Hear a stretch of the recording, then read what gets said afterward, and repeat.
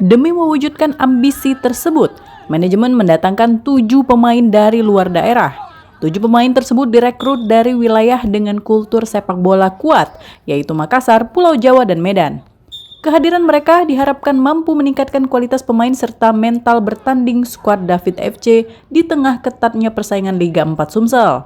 Pelatih David FC, Febrianto, menyebut perekrutan pemain luar daerah merupakan bagian dari strategi tim untuk meraih prestasi maksimal musim ini. Selain pemain luar daerah, David FC juga tetap mengandalkan talenta lokal Sumatera Selatan yang telah melalui proses seleksi ketat. Saat ini komposisi skuad telah terbentuk sekitar 80% dan masih akan terus disempurnakan. Alhamdulillah kita udah kedatangan pemain, ada dari Medan, dari Makassar dan dari Jawa juga ya. Datangnya bertahap. Ini alhamdulillah baru datang dari Medan 2 pemain. Berarti pemain yang datang dari luar ini coach, dia masuk kuota senior atau muda nih, coach? Ini kalau dari Medan kuota junior ini.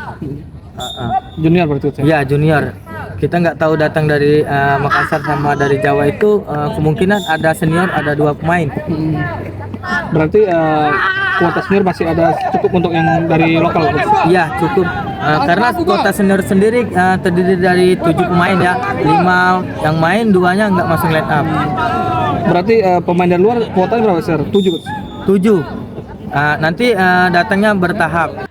Dukungan penuh dari sang owner M. David ditunjukkan dengan memberikan fasilitas pada pemain, salah satunya sepatu bola.